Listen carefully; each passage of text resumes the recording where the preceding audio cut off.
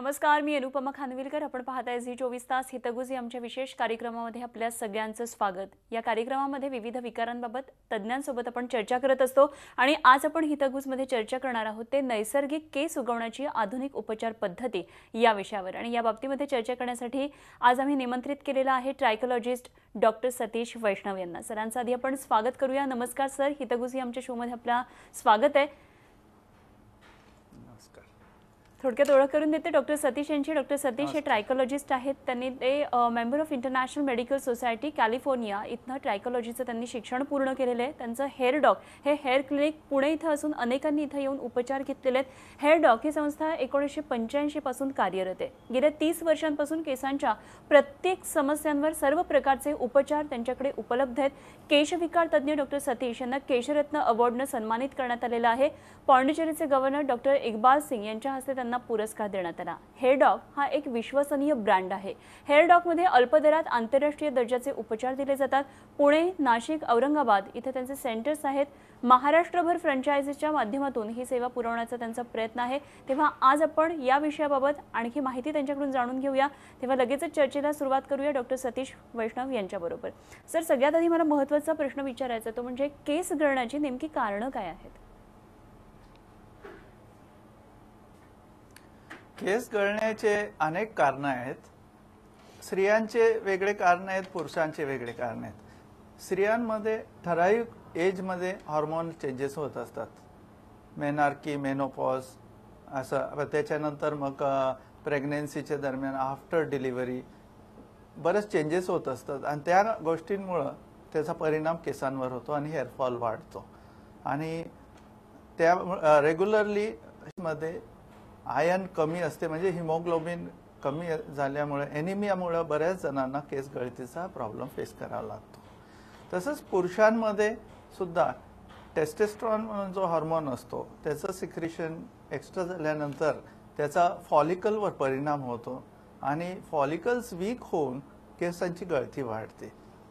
याच्यासोबत सध्या स्ट्रेसमुळे सुद्धा हा प्रॉब्लेम दिसून येतो. आणि स्ट्रेस हा जसं जेंट्समध्ये आहे तसंच लेडीजमध्ये सुद्धा बरेच वर्किंग वुमन जे आहेत त्यांना घरचं सांभाळून, जॉब सांभाळून ही सगळी जी कसरत करावी लागते त्याच्यामुळे जो स्ट्रेस होतो याच्यामुळे सुद्धा हेअरफॉल वाढते.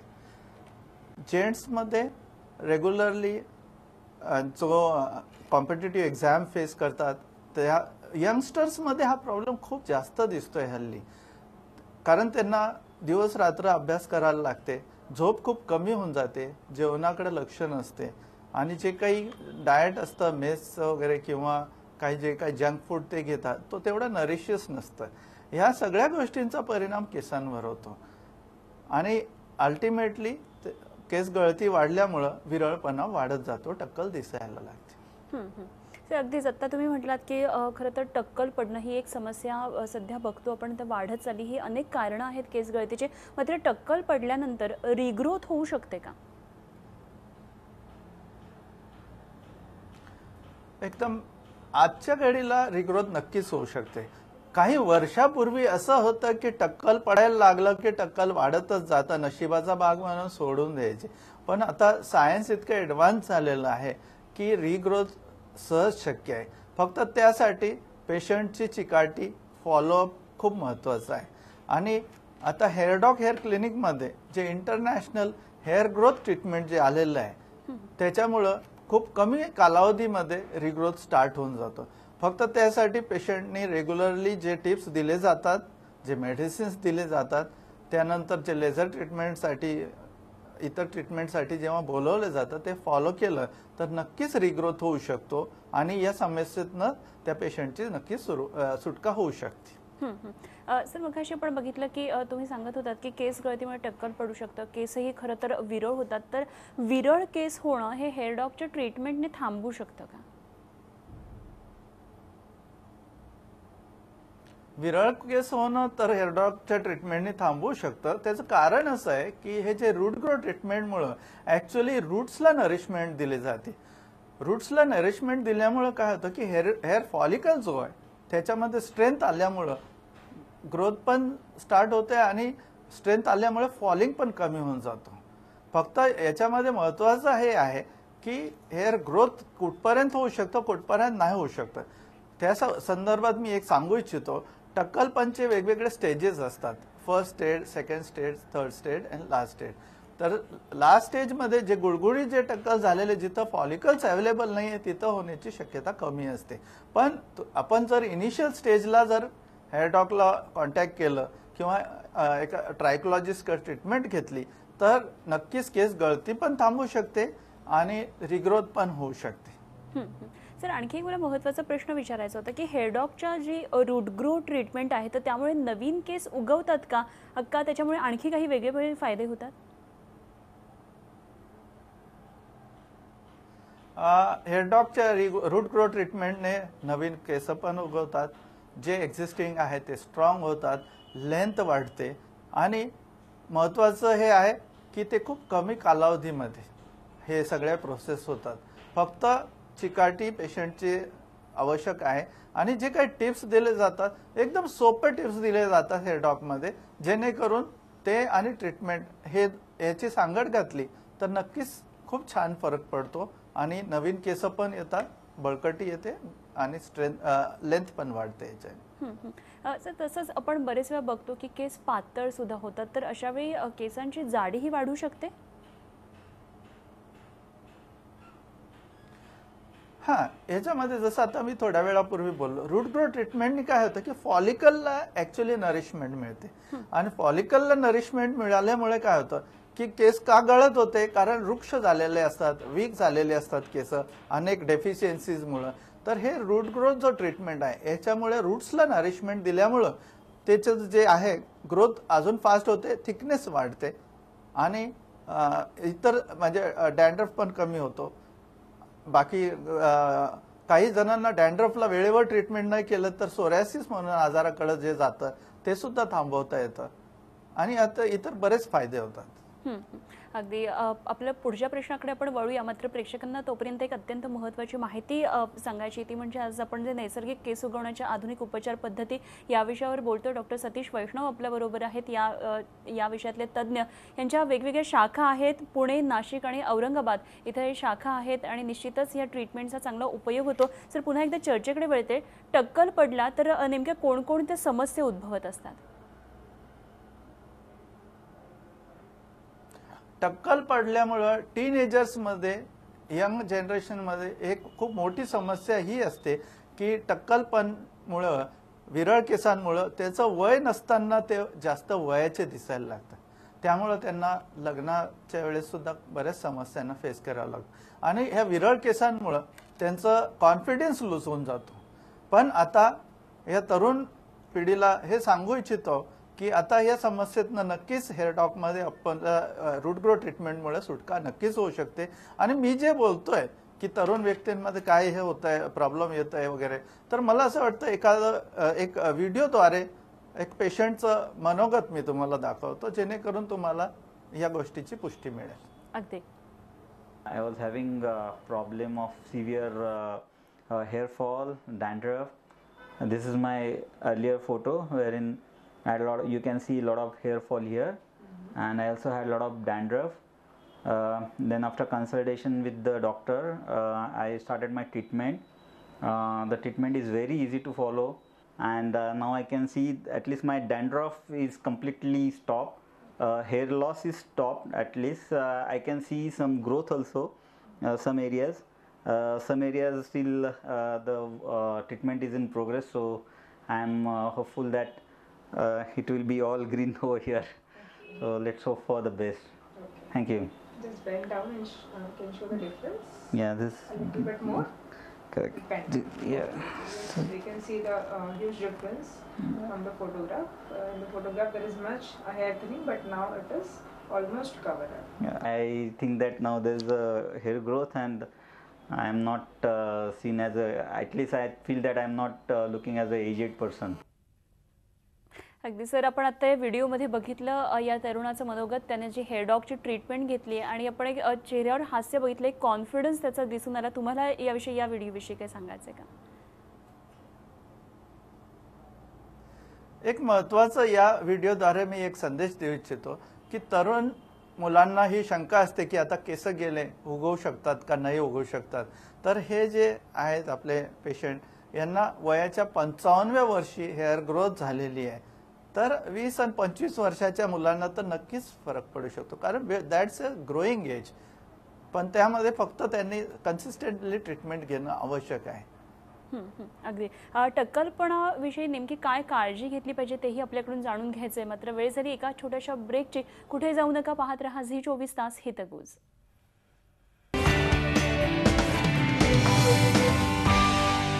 हितगुजमध्ये पुन्हा एकदा सगळ्यांचं स्वागत. आणि हितगुजचा आमचा आजचा विषय आपल्या सगळ्यांच्या लक्षात आलेलाच असेल, नैसर्गिक केस उगवण्याची आधुनिक उपचार पद्धती आपण जाणून घेतो. आणि डॉक्टर सतीश वैष्णव आपल्याबरोबर आहेत, आपल्याला या विषयावर आणखी मार्गदर्शन करतात. सतीश सर, पुढच्या प्रश्नाकडे जाते चर्चेमध्ये. टक्कलपणा टाळण्यासाठी नेमकी काय काय काळजी घ्यावी? एक खूप चांगला प्रश्न आहे आणि ह्या सगळ्यांच्या कामाचा प्रश्न आहे. पहिली गोष्ट म्हणजे हायजेनिक कंडिशन चांगली पाहिजे केसांची. बरेच जण काय करतात की हेअर फॉल दिसतो म्हणून हेड वॉश घेणं टाळतात. मी हेअर डॉगमध्ये असे बरेच पेशंट पाहिले की केस गळायला लागले म्हणून 8-8 दिवस डोक्यावर आंघोळच करत नाही. त्यामुळं काय होतं की रूट्सला अनहायजेनिक कंडिशन तयार होते. म्हणजे आपल्याला जो घाम येतो याच्यावर पोल्युशनचा थर जमा होतो, तो रूट्सला जमा झाल्यामुळे रूट्स वीक व्हायला लागतात आणि हेअर फॉल वाढते. तर मी सगळ्यांना हा सल्ला देतोय की जेंट्सनी डेली हेड वॉश घेतलं गेलं पाहिजे, जेणेकरून स्वच्छता राहील, हे पोल्युशनचं थर साफ राहील आणि रूट्स बळकट राहतील. आणि स्त्रियांनी कमीत कमी आठवड्यातनं 2दा हेड वॉश घेतलंच पाहिजे. हे पहिली एक टिप. दुसरी गोष्ट, रेग्युलरली जेवण घेतलं गेलं पाहिजे, कारण केस शरीराचाच भाग आहे. शरीरात कोणत्या गोष्टीची डेफिशियन्सी निर्माण झाली पहिले केस जायला लागतात. तर वेळेवर जेवण घेतल्यामुळे काय होतं की नरिशमेंट व्यवस्थित मिळतं आणि फॉल कमी होतो. तिसरी गोष्ट, झोप सफिशियंट आवश्यक आहे, कारण बरेच जण स्ट्रेस फेस करतात. स्ट्रेसचा परिणाम मेंदूवर होतो, ब्रेनला जास्त ब्लड सर्क्युलेशन लागतं. तर झोप चांगली झालेली असली तर रिलॅक्सेशन होतं आणि ब्रेनचं ब्लड सर्क्युलेशन ब्रेनला जातं, हेअर रूट्सला जातं. त्यामुळे कमीत कमी 6 तासाची झोप खूप आवश्यक आहे.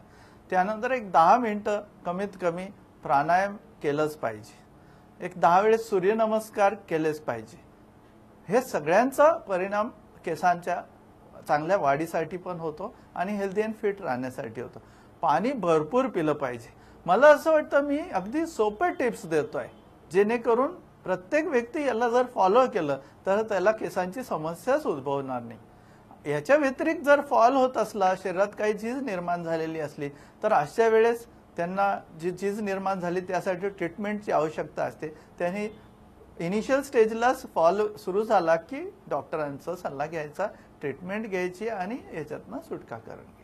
खरं म्हणजे केवळ फक्त टक्कलपणा टाळण्यासाठी नाही, तर एकंदरीतच फिट हेल्दी राहण्यासाठी आणि केसांच्या कुठल्याही समस्या टाळण्यासाठी आपण ज्या या टिप्स दिल्यात त्या निश्चितच खूप उपयुक्त आहेत. सर, नेहमी आपण बघतो की वाचनात येतं की हेअर सायकल, तर हेअर सायकल ही टर्म नेमकी काय आहे? हेअर सायकल म्हणजे आपलं जसं जीवनचक्र असतं तसं केसांचंही चक्र असतं. आज आपल्या डोक्यावर जे केस आहे हे काही लहानपणाचे नाही आहेत. हे कितीक आले कितीक गेले. जसं झाडांना पान उगवतो, नंतर गळून पडतो, पुन्हा नवीन पान येतं, तसंच केसांचं चक्र असतं. केसांचे 3 टप्पे असतात. पहिला टप्पा एनाजेन फेज म्हटलं जातं. एनाजेन फेज म्हणजे ग्रोईंग फेज. दुसरं असतं catagen phase. Catagen phase is resting phase. आणि तिसरा जो असतो तो फॉलिंग स्टेज असतो, त्याला टेलोजेन फेज म्हणतात. मला असं वाटतं हे जे काही हेअर सायकल बद्दल जे सांगायचं आहे, एक ॲनिमेशन द्वारे मला जरा व्यवस्थित समजावता येईल प्रेक्षकांना. अगदी जरूर. तर आपण एक ॲनिमेशन बघूया. Look at the different phases of the natural hair growth cycle. The cycle starts with the anagen or growing phase. A new wispy hair like baby hair emerges from the follicle and pushes out the old hair. Growth signals and nutrients start to enter the hair through the bloodstream and a hair strand grows healthy and strong. The anagen phase can last between 2 and 7 years. This is when the hair is attached to the dermal papilla. The longer this phase lasts, the longer your hair will grow after each cycle. We then enter the catagen phase, which is the transitional stage that lasts about 10 days. This is when the hair detaches from the dermal papilla, which takes us into our telogen phase or resting stage. This phase lasts about 3 months, and as the old hair is no longer attached to its blood supply, it can't be repaired and can appear dull and lifeless. Another new wispy hair emerges from the follicle and pushes out the old hair, and the whole cycle starts again. ते doctor Satish काय आपलं याच्यावर काय विश्लेषण आहे? हा, याच्याबद्दल हे विश्लेषण देऊ इच्छितोय की आपलं जेव्हा हे जे नॉर्मल फेज मध्ये चालतं, प्रत्येक व्यक्तीच्या डोक्यावर 1 लाख ते 1.5 लाख केस असतात.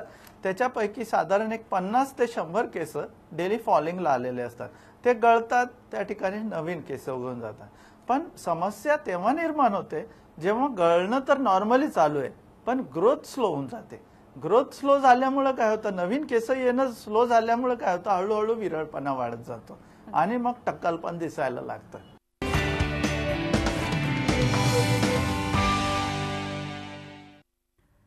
हितगुजमध्ये पुन्हा एकदा सगळ्यांचं स्वागत. आणि हितगुजचा आमचा आजचा विषय अत्यंत इंटरेस्टिंग आहे आणि विषय आहे नैसर्गिक केस उगवण्याची आधुनिक उपचार पद्धती. आणि या विषयावर बोलण्यासाठी सध्या आपल्याबरोबर आहेत डॉक्टर सतीश वैष्णव सर. पुन्हा एकदा आपण चर्चेकडे वळूया.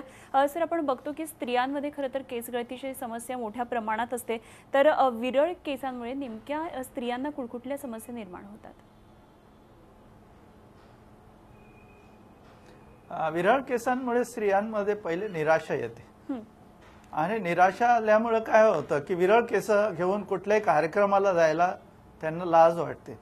आणि हे नॅचरल आहे, कारण प्रत्येक व्यक्तीला सुंदर दिसायला आवडते आणि विरळ केस घेऊन जाणं आणि त्याच्यावर काही ना काही विषयावर चर्चा होते आणि त्यांना मग कंटाळा येतो तो विषय बोलायला. किंवा थोडक्यात वेगळ्या भाषेत सांगायचं झालं म्हणजे सकाळी सकाळी जेव्हा झोपेतून उठल्यावर भरपूर केस जेव्हा बाथरूम मध्ये इकडे तिकडे दिसतात, तर त्या स्त्रियांचं एकदम दिवसभराचा मूड खराब होऊन जातो. अगदी आपल्याकडे एक व्हिडिओ आहे, मला वाटते आपण या स्त्रियांना एक सांगू इच्छिते.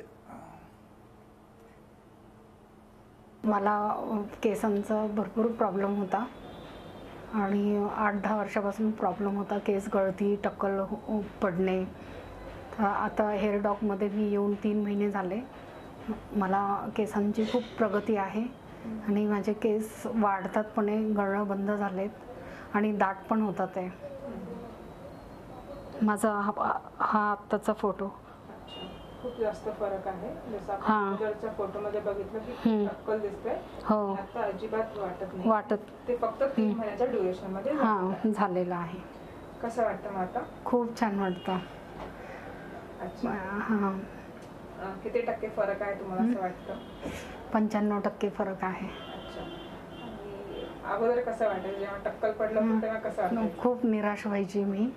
बाहेर जाताना नकोसं वाटायचं, असं की नाही आता कसं व्हायचं. मी आणि बऱ्याच ठिकाणी ट्रीटमेंट घेतली, त्याचा काहीच उपयोग झालेला नाहीये. हेअर डॉक मध्ये येऊन मी खूप प्रसन्न वाटतंय मला आता. अगदी डॉक्टर सतीश सर, आपण या महिलेची प्रतिक्रिया ऐकली आणि बघितलं की तिचं मनोबल आता कसं वाढलेलं आहे, कॉन्फिडन्स आलेला आहे. तुम्ही काय सांगाल? मगाशी तुम्ही सांगतही होता स्त्रियांच्या याच प्रश्नाबद्दल. हा, आता त्या पेशंटचं बघा चेहऱ्यावर किती आनंद ओसडून वाहत आहे. हे आमच्या हेअर डॉक मध्ये येऊन जे ट्रीटमेंट घेऊन समाधानी होऊन जातात पेशंट, त्यांच्या चेहऱ्यावरचा आनंद पाहून आम्हाला जॉब सॅटिस्फॅक्शन मिळतं. म्हणजे चीज झाल्यासारखी वाटते. जे काही मेहनत त्यांनी घेतली, आम्ही घेतली, तर निराश होण्याचं काही कारणच नाही. आता केसांच्या समस्यांसाठी कुठल्याही वयामध्ये हेअर फॉल थांबू शकतो, हेअर ग्रोथ होऊ शकतो.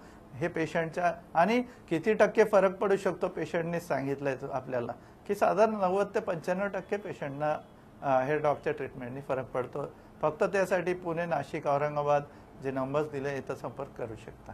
अगदी डॉक्टर सतीश, मला 2 प्रश्नांची उत्तरं महत्त्वाची आपल्याकडून हवी आहेत. तर कोणत्या वयापर्यंत नवीन केस उगवण्याची ही क्रिया सुरू असते आणि नवीन केस उगवण्यासाठी किती कालावधी लागतो? नवीन केस उगवण्यासाठी वयाची कुठलीच अट नाही. जसं मी थोड्या वेळापूर्वी सांगितलंय की हेअर फॉलिकल असणं महत्वाचं आहे. जसं गुळगुळीत झालेलं आहे तिथं फॉलिकल नाही आहे तर तिथं ट्रीटमेंट देऊन काही फायदा नाही. पण इनिशियल बाल्डनेसच्या फर्स्ट स्टेज, सेकंड स्टेज किंवा केस गळती सुरू झाली, इमिजिएटली ट्रीटमेंट चालू केलं कुठल्याही वयामध्ये तर आपल्याला फरक पडतो. अगोदर सुद्धा आपण पहिल्या कार्यक्रमामध्ये पाहिलं 70 वर्षाच्या लेडीज जेंट्स सगळ्यांना फरक पडलेला आहे. आता थोड्या वेळापूर्वी 55 वर्षाच्या पेशंटचा फरक आपण बघितलाय. त्यामुळे वयाची कुठलीच अट नाहीये, फक्त पेशंटने रेग्युलर ट्रीटमेंट घेणं खूप गरजेचं आहे, टिप्स फॉलो करणं गरजेचं आहे. आणि किती कालावधी लागतो केस आपल्याकडे आहे, हाही व्हिडिओ आपण बघूया. या व्हिडिओ मधले गृहस्थ काय सांगतात ते ऐकूया. गेल्या साधारण 1.5 ते 2 वर्षापासून खूप हेअर फॉल व्हायला लागला होता आणि भराभर केस गळत होते आणि थोडं डॅन्ड्रफचाही प्रॉब्लेम होता. तर त्याच्यानंतर मी ट्रीटमेंट सुरू केली इथे हेअर डॉकमध्ये आणि साधारण आता 4 महिन्याचा वेळ झालेला आहे. तर मला आत्ता चांगली हेअर ग्रोथ दिसते आणि डॅन्ड्रफ तर जवळजवळ पूर्णपणे गेलेला आहे. तर खूप चांगला रिझल्ट मला मिळतो आहे. बराच डिफरन्स दिसतो आपल्याला की जो अगोदरचा फोटो आहे त्याच्यामध्ये बरीच थिनिंग दिसते आणि आता जो स्टेट आहे त्याच्यामध्ये स्काल्प भरलेला वाटतो. हो, अगदी आपण बघितलं या व्हिडिओमध्ये सुद्धा की कशा प्रकारे फरक यांना पडलेला आहे. सर, तुम्हाला या व्हिडिओबद्दल काय सांगायचं आहे? या व्हिडिओबद्दल जसं थोड्या वेळापूर्वी प्रश्न होता की कोणत्या वयापर्यंत येतं, त्याला हे व्हिडिओमुळे उत्तर मिळू शकते. आणि दुसरं एक प्रश्नाचं उत्तर राहिलेलं आहे जसं की कालावधी किती लागतं. तर हेअर डॉकचे जे रूट ग्रो ट्रीटमेंट आहे त्याच्याद्वारे साधारण 12 ते 24 आठवड्यामध्ये रिग्रोथ होऊ शकते. आणि महत्वाचं, केसांच्या समस्यांना आम्ही उपचार देताना महत्वाचं आमचं जे लोगो आहे बूस्ट कॉन्फिडन्स, आम्ही हे उपचार देऊन लोकांचा आत्मविश्वास वाढवतो आणि त्यामध्ये सगळ्यांचं सहकार्य मिळतं. मी सगळ्यांचा आभारी आहे. अगदी धन्यवाद सर, तुम्ही ही खूप छान माहिती आज हितगुजच्या माध्यमातून दिलीत. आज आपण आलात त्याबद्दल खूप खूप धन्यवाद. त्यानंतर हितगुजमध्ये आपण इथेच थांबतोय. पाहत रहा झी24 तास आणि रहा एक पाऊल पुढे.